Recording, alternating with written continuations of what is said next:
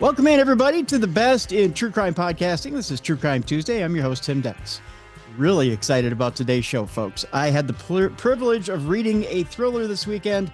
I'm going to hold it up for you there on video. There it is. It is called Fiend. My guest today is Alma Katsu, and I'm going to be a little vague today, but I'll tell you why. It's got a plot that is incredibly interesting. It involves the world of business. It involves a family from Albania. And a plot that I'll read it directly from the cover here, and I'll quote Grady Hendrix, the author of Witchcraft for Wayward Girls. If you like Succession, but think it would have been a lot more fun with a 1,000-year-old demon, then Fiend has got you covered. That's what it says on the front of the cover. Now, yes, we'll let that hang for a moment. And I'll tell you a little bit about our guest today. Boy, even just telling you about our guest today, I think we'll get you excited. Alma Katsu is one of a kind and is someone who I think you're gonna really enjoy hearing from today and love talking to. I know I'm going to love talking to. She's the author of 8 novels, most recently Red London, The Fervor, Red Widow, and The Deep. Prior to the publication of her first novel, she had a 35-year-long career as a senior intelligence analyst for several U.S. agencies, including the CIA and NSA. I may have a question or two there, as well as RAND. Alma is a graduate of the Master's Writing Program at the Johns Hopkins University and received her bachelor's degree from Brandeis University. She lives in West Virginia with her husband and is a contributing reviewer for the Washington Post.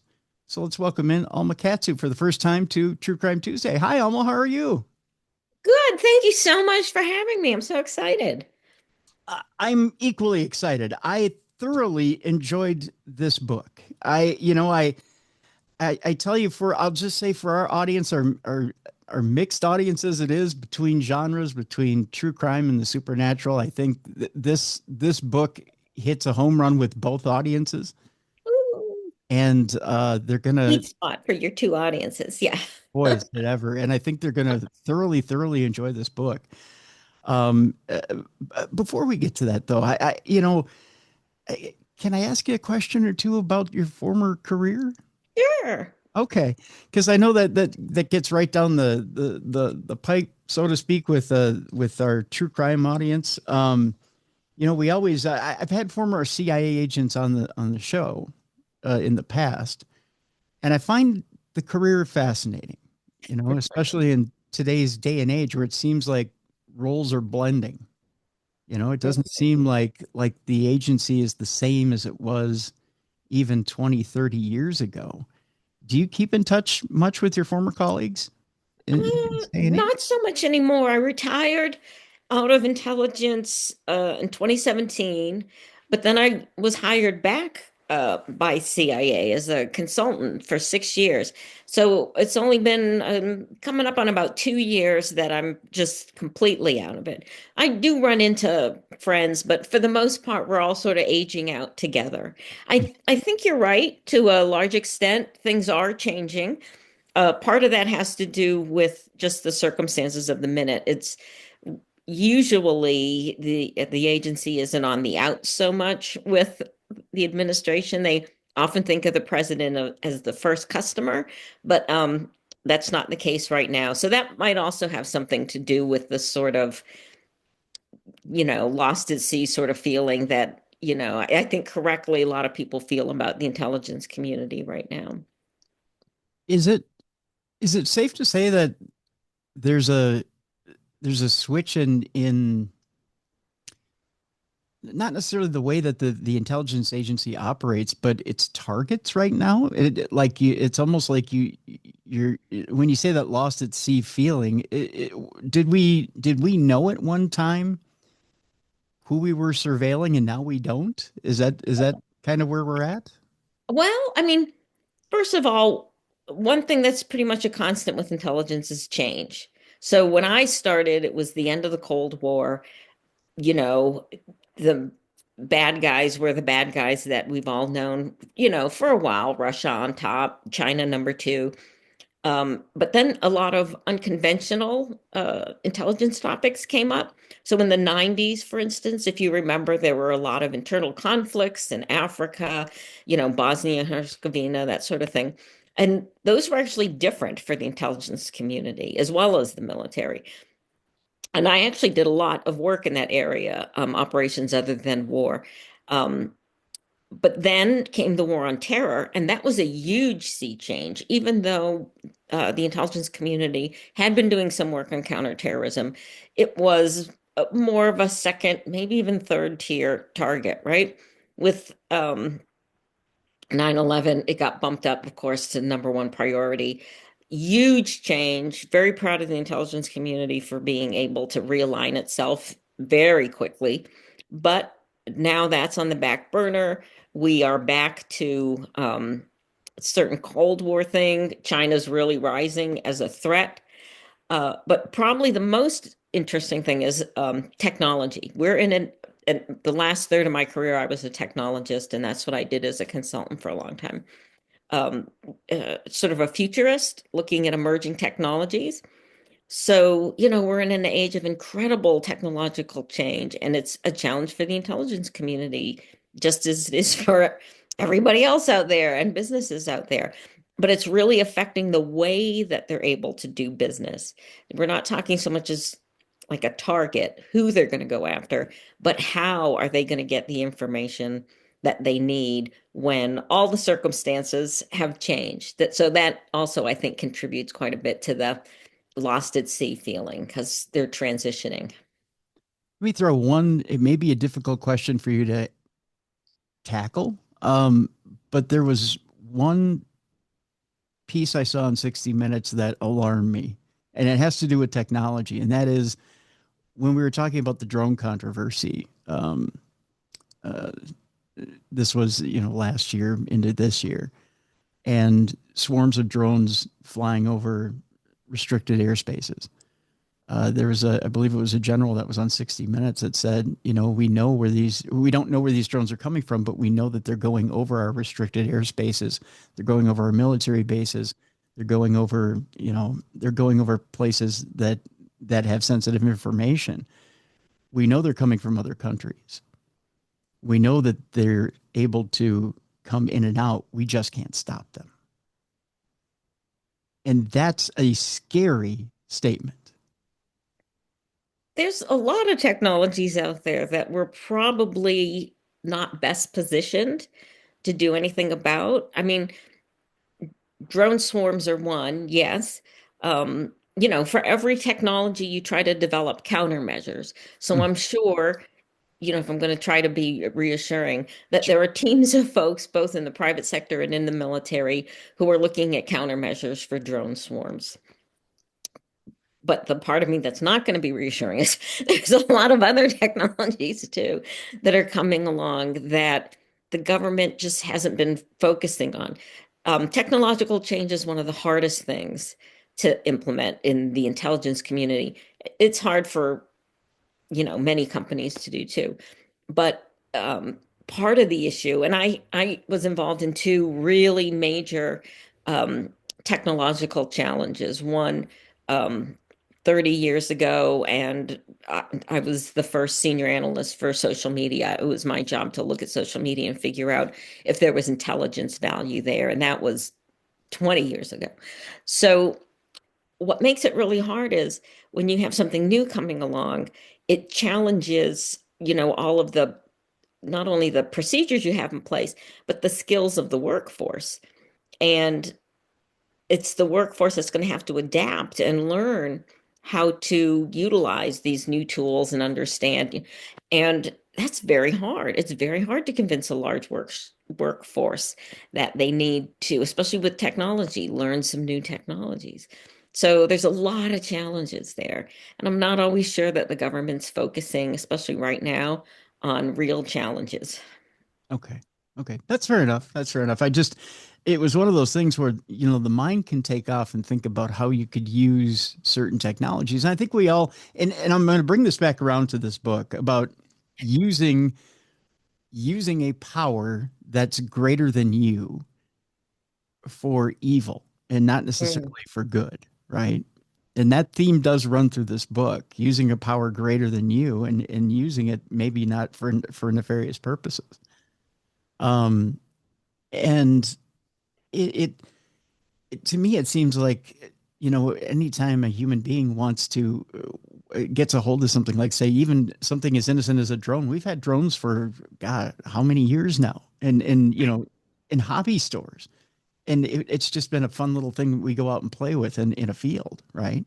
Well, then all of a Mm. sudden somebody takes that technology, says we can amp it up, and now we can mess around you know, with state secrets. I mean, uh, now we're getting to a new level of nefarious, right?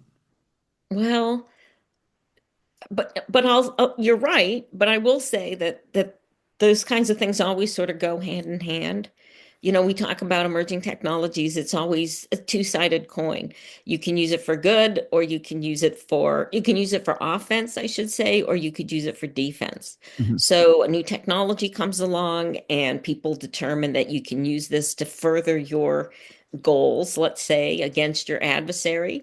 But then you have to figure out, well, my adversary is probably going to use it in the same way against me. How am I going to defend against that use? So, it's this sort of cat and mouse thing, right? That's always going along. You don't always see both sides of them, but So let's switch gears here. My Albanian's not good, but is it the Berishas? Berishas, yeah. Berishas. Okay. I don't have Albanian. My Albanian is non-existent. Okay. Uh, but that's the family we're focusing on here in Fiend, which again, excellent book that is going to be out September 16th, but is available right now for pre-order, and we do have a link in the description of this program. Um, the Berishas, and we're gonna jump now into the book Fiend and tell us a little bit about this family, Alma, because they're quite the interesting family, headed by Zeph. Tell us first a little bit about Zeph and how he heads this business that is the center of this book. Well, the Berisha family is a family, but it's also a business. Like the two are intertwined, and that's how they've thought about themselves for hundreds of years. I picked 1,000 years because it sounds so fairy tale like, but imagine a family that's been in business and now is at the top of the heap, and they've had this incredible good fortune for 1,000 years.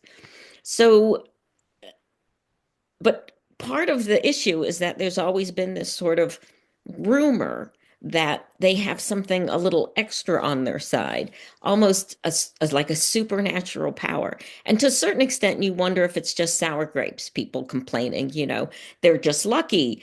They're people who their rivals, always seem to falter. Terrible things happen to their competitors. But can they be blamed? And maybe even this whole talk of them having this extra, force that seems to protect them is just sort of plausible deniability.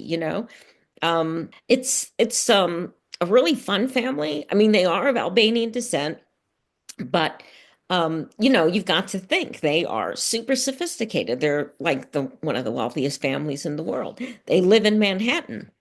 So they don't really identify as Albanian, but anytime push comes to shove, they always seem to fall back on those Albanian roots and those ties, to the old country and the old ways and the old religion and that sort of thing. So you do get the sense that this family is sort of rooted in something dark and mysterious that can't be known by modern day standards.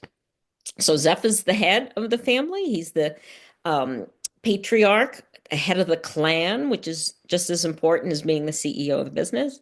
His wife's name is Olga. She was a legendary beauty in Albania, and he promised her the sun, moon, and stars, which he can actually give her, in order to be his wife.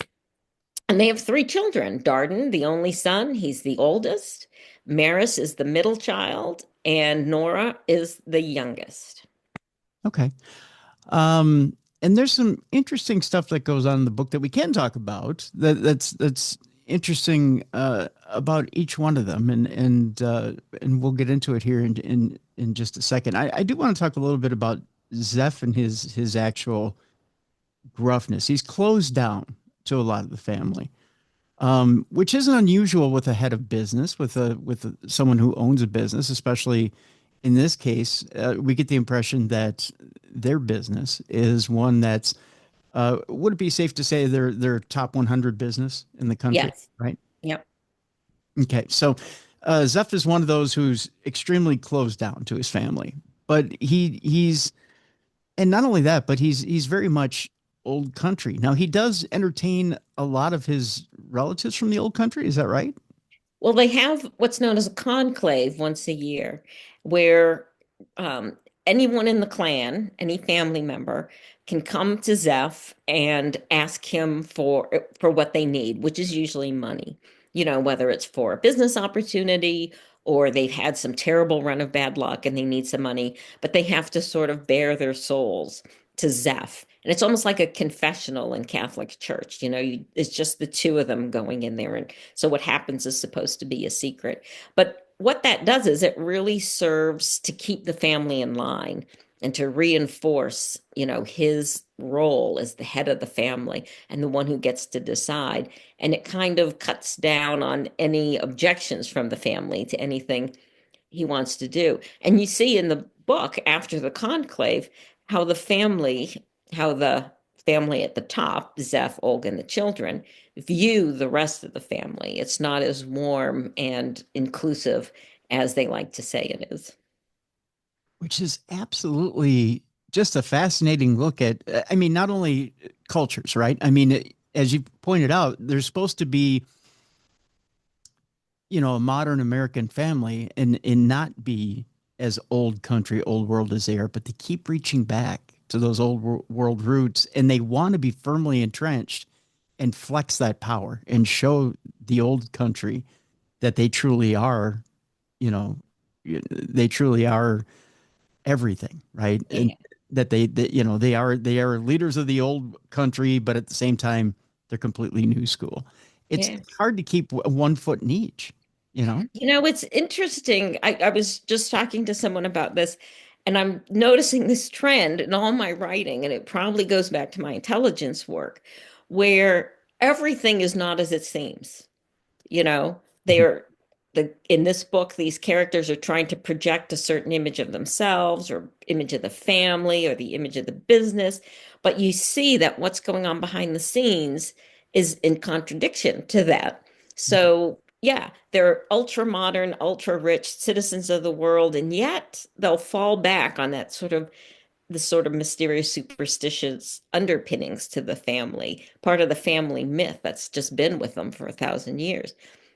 And the other thing about this family you see right away is it's all about power, all of it. The family itself, but the individuals within it, they're all just fighting for power.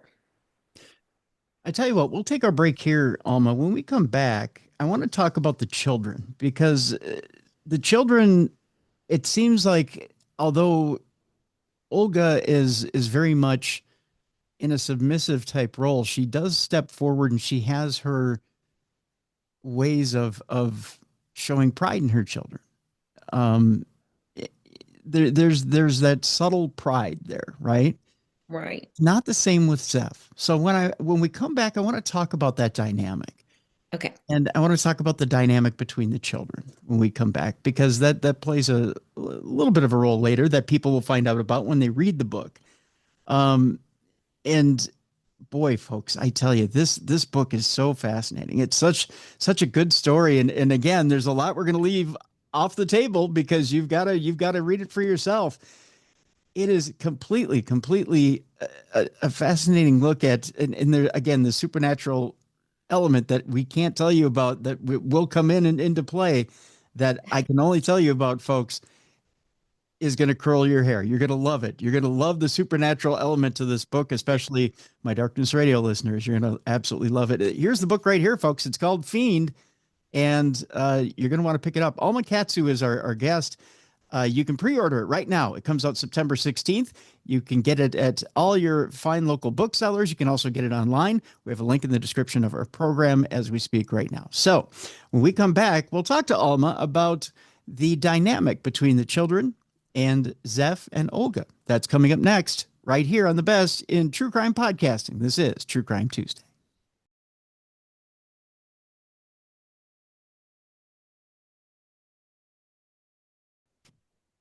Welcome back to the best in true crime podcasting. This is True Crime Tuesday. I'm your host, Tim Dennis. My guest is author Alma Katsu. This is the book right here. It's called Fiend, and it is available September 16th, both at your local booksellers and available online.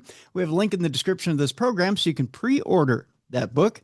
And again, pick it up, pre-order, get it right now, have it at your doorstep September 16th. We encourage you to do so. I encourage you to do so. This is a wonderful book. It's absolutely fantastic. You're Thank you. never going to see the ending coming. I can tell you that much. You're never going to see it coming. It's a beautiful twist at the end. My hat's off to you, Alma. That's really a wonderful twist at the end. And I Thank you wish I could so much. wish Yeah, I loved writing the story. It kind of came to me all at once, and it was just so much fun. So different from other things I've written because it's fast and it's short and, really punchy. yeah, yeah. Um so Zeph and Olga have three children, and much like many old world country or old country families, not necessarily Albanian, but any old world country family, that you always want plenty of males, right? Because in many old country families, and if you're talking 1,000 years back, you could have the misfortune of maybe losing a few. Hmm. And there's always the, I guess we could say, misogynistic uh, point of view of, we need a male at the head of the family. These days, that's not necessarily true. But in special circumstances that we won't talk about, we'll leave for the book, they particularly need a head of the family for their family, correct? They do. This has to do with the secret, Yep. which is only shared with the heir. And, once you learn what that secret is, you'll understand why they might have this feeling that they need someone particularly strong and in control to take over as the head of the clan and running the family business. But it is, I mean, I wrote that, I had that whole gender issue in there because that's what I grew up with. I grew up in a family that definitely favored the males, so definitely favored my brother. Three sisters, one son. Once they had the son, they stopped having children. It was always very plain. Well, I'm pretty old, so it was very common in my day Yeah. for that sort of thing to happen. Less common now, but I've been talking to a few folks, and a few folks have pointed out there's still cultures where that prevails, where maybe they don't favor the males, but they see the males as having very specific roles and the women as having very specific roles. And, you can imagine how frustrating it must be if you feel like that role isn't right for you and you want to cross over. And that's what we come up against. The daughters are both, grew up feeling very constrained and knowing what they were going to have to get into. Well, I know, like, for instance, in my family, my I hate to call her my baby sister, but my youngest sister, very strong woman, and does very well for herself. And she's, she's, no, I sound almost like I'm talking down about her, but I'm not. But she's, I mean, she's incredibly powerful. And then there's, and I'm incredibly proud of her. I'm incredibly proud of her. There's, and I don't even think twice about it. I guess I just don't.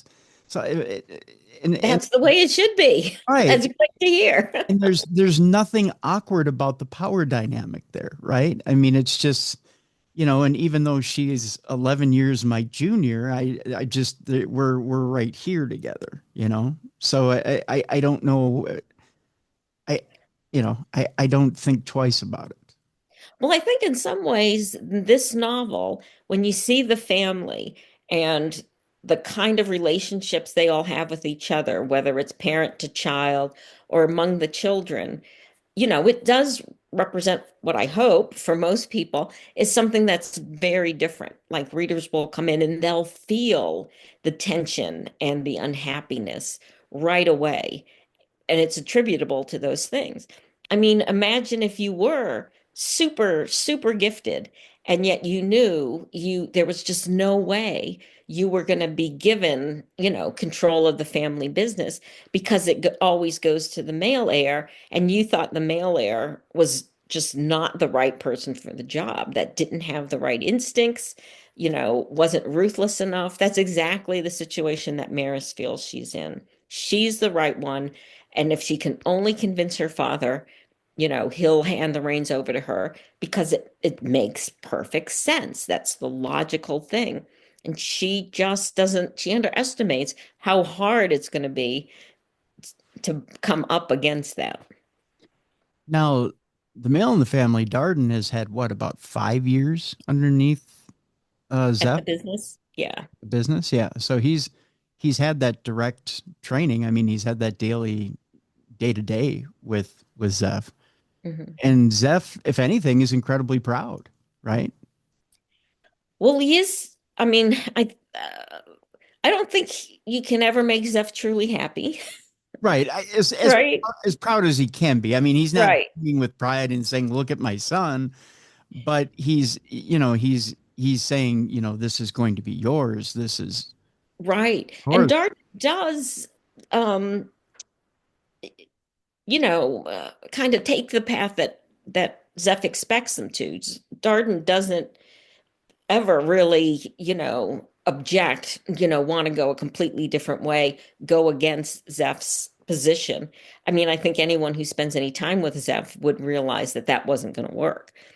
But Dardan is happy to take his father's lead. It's just over time, and at the point where we come in with the Mintham book, he starts to realize that he can't do this. That, now he knows what the family secret is. The thing is once they tell you, it's too late. You can never get out. And now you're complicit in everything that you now know the family is responsible for. And, that's overwhelming to him. And he's starting to see, maybe I can't do this.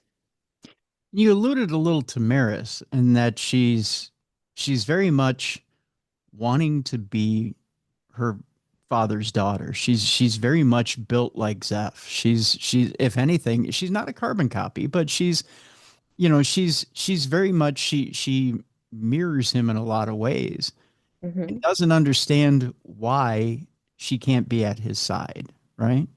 Right. She looks the most like her father. They're a little into eugenics in this family. They're trying to breed the children to be as beautiful and elegant as possible, which makes sense. I mean, just like any monarchy, right? You're not going to try to breed them to be ugly, because you want them to seem like a god on earth. But unfortunately, she's the one who took after her father. So she's not tall and elegant like her mother, who was a model, a fashion model. But she's also got more of Zeph's personality and temperament, but she's also molded herself to be more like Zeph because ever since she was a child, that's all she wanted. She wanted Zeph's love and approval, like any child wants their parents' love and approval. And she's just tried desperately to get it, but in her mind, what that means is he should see her for who she is, her strengths, and reward that. And that's just not going to happen. So, but she cannot accept that. She can't understand that. And I do think that happens a lot in real life. I mean, we have to remember she's still fairly young. She's just in her early 20s, and she hasn't had that moment yet when she realizes there's just some things you can't have no matter how bad you want them. She also thinks the most like her father in terms of business. I know Darden didn't necessarily. I mean, although he went along with his father as far as business philosophy went, maybe he didn't see eye to eye correctly. 100% of the Yeah. time as far as business philosophy went. The other sibling, Nora, is it right? Mhm. Nora's the youngest, yeah. Is the 180, the exact opposite of both Maris and Darden. she's the other end of the spectrum, probably more like her mother. Is that easier to say? And probably not even her mother. She's probably the cast off, right? She's the one who's been, she's the free range kid. Is that the best way to put it? Yeah, that might be a great way to put it. I mean, we see in the book why she has the attitude that she does and how she ended up sort of splitting with the rest of the family. But also, we all have our own minds. We are presented with the same facts and we're going to see them in different ways depending on what our goals are. And so Nora sees things differently, but the other two kids sort of have blinders on, especially Maris, and they cannot see something from other people's point of view, right? So they just can't understand why Nora's the way she is. And the mother, Olga, she's a survivor. She married into what she finds out is not the situation she thought it was. But that's what happens when you get in a relationship like with a classic abuser, right? You just learn how to survive. You develop behavioral mechanisms just so that you can keep your head above water.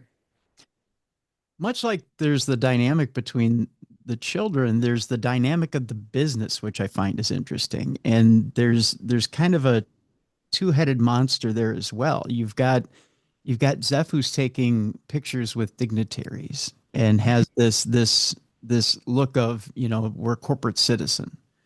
We're a good corporate citizen. Meanwhile, you've got lawsuits on the side, and you've got bad press, bad publicity, and it seems like it's quite abundant. Is that fair to say? Can you talk a little bit Yeah. about that? Yes. I mean, so that's something I saw. I worked, like I said, I was a technologist, and even though I worked for the government, we ended up being, fairly close, especially to tech startups and tech companies, which over the 20 years, some of them got to be enormous. Like I remember sitting across the table from the NVIDIA engineers when they first were launching their GPUs, and now look at them.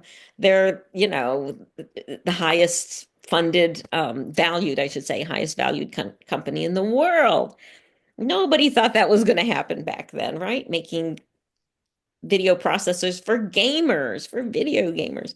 Um, yes, I mean, but so I see every company does that, right? They want to put the happy face on the outside. They want to paint themselves as good citizens of the world. You can trust them. They deserve all the success they have.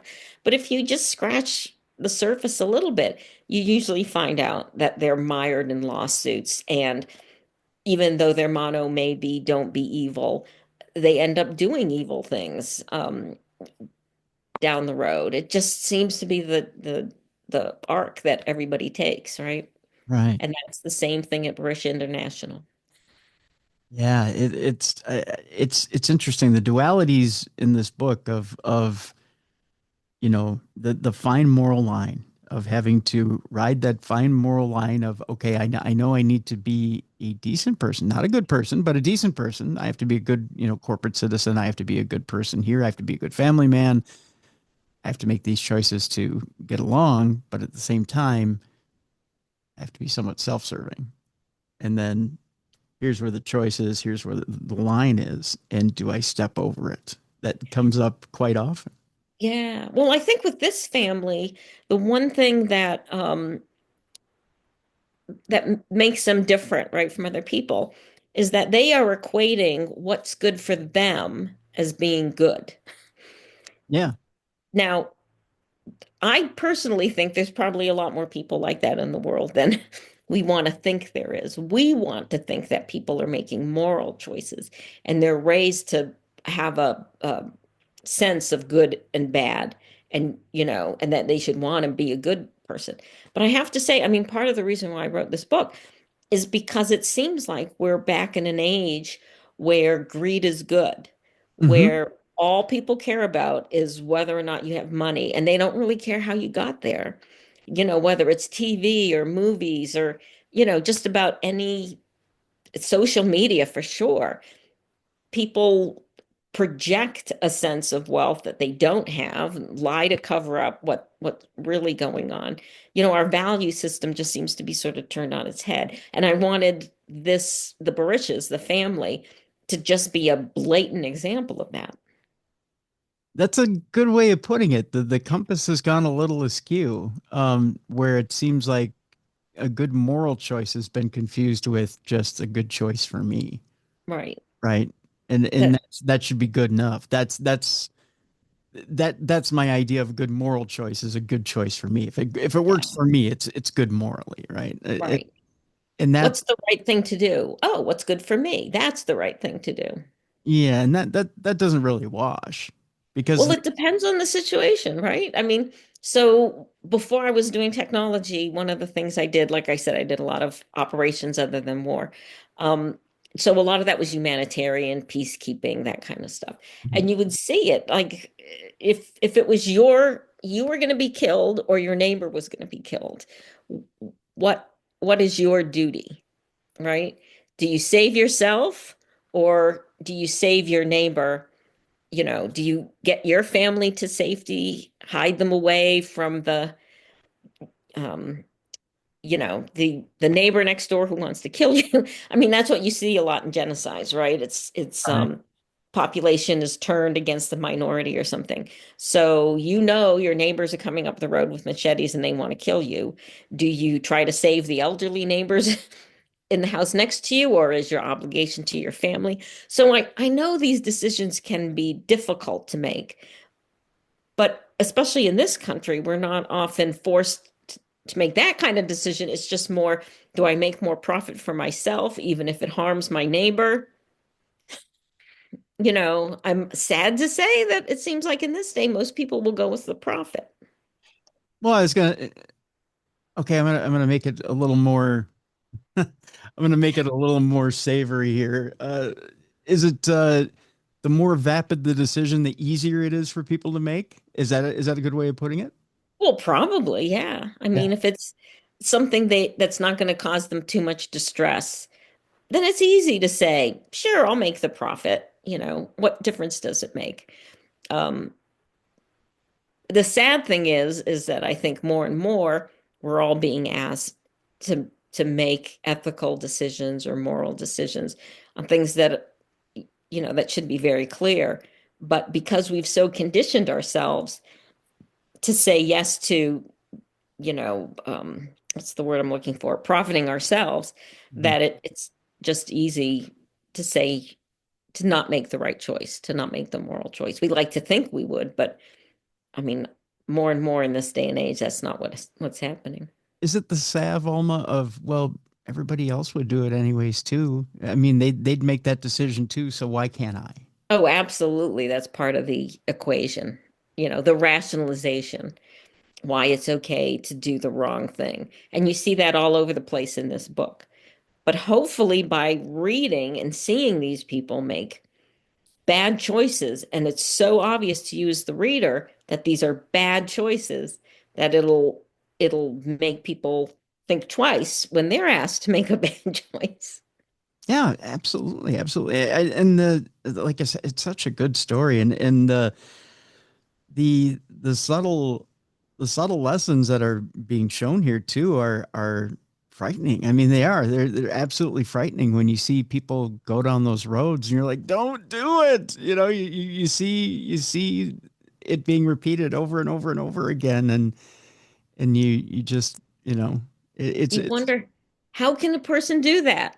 They know that they're being evil, and yet they're going to do it, and they're going to justify it to themselves. Unfortunately, I sort of feel like that's the world we live in these days. yeah. What is it going to take to wake people up? That's part of it too. I mean, the story is was loosely inspired by, the Sackler case.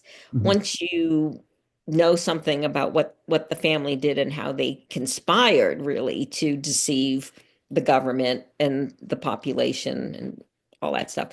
Um, it just, and yet still there's parts of, the public that don't want to believe that the Sacklers did such a bad thing, right? I mean, I know that the case is still out to a degree, but as it stands right now, no one in the family is going to face jail time.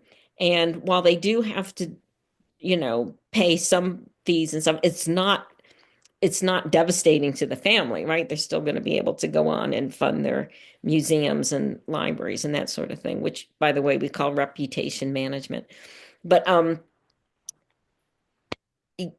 so this book was just sort of like a wake-up call. What does it take for people to say what they are seeing right before their eyes? This person is evil. This person is self-enriching themselves at the expense of other people. How do you get people to wake up? Well, as we start to wrap up today, Alma, let me ask you that question. I mean, you having worked for these organizations within government, what do you see on a daily basis that you think makes people wake up? Oh, that is such a hard question. I don't know at this point. I don't know. In government, and I know some people don't believe it because it's one of the more popular stories that's going around, the deep state and all that kind of stuff. But especially in the intelligence community, people really did believe in the Constitution and to uphold the law. Um, you know, Civil servants were told many things you cannot do as a civil servant. You can't take bribes. You couldn't accept a gift over $5. So we knew where the line was. And having people who, you know, being ethical, being moral is enforced in them helps keep the society strong. When that's taken away and the incentive is now to lie, cheat, and steal, that makes the society weak. I don't know how we're going to get it back on track. We have to start valuing truth and justice again. Yeah, most definitely. Most definitely. You're absolutely right. Well, folks, this is the book right here. And again, we have a link in the description of this program, so you can go ahead and pre-order it. I highly encourage you to do so because it is a wonderful story. It's called Fiend. And Alma Katsu is our guest and the author of this wonderful book. Again, it comes out September 16th. And I highly encourage you to pre-order. You can get it at your fine booksellers everywhere. And of course, you can get it online right now by clicking on the link in the description of this program. Alma, I want to thank you so much for being with us today. Thank you. Thank you. I know there I got a little soapboxy, Oh, no. a little ranty, but really the story is still fun too. I mean, Yes, it shows absolutely. bad people behaving badly, and who doesn't like that? Yes, it does. And it has, again, a surprise ending you're never going to see coming. And you're going to love the ending. I guarantee you're going to love the ending. You're going to love, and again, for my Darkness Radio listeners, you're going to love the supernatural twist in this book. I'll guarantee that as well. You're going to love that as well. So it's time now for us to lighten things up a little bit. Let's bring in Jessica Freeberg. It's time now for Dumb Crimes and Stupid Criminals. For part 2 of this video, Dumb Crimes and Stupid Criminals, please click on the next link to watch. And for more audio and video archives of True Crime Tuesday, intriguing content, fun events, and cool swag, check out darknessradioshow.com. The executive producer of True Crime Tuesday is Troy Palmer. If you enjoyed today's program, make sure you like and subscribe. Thank you for watching.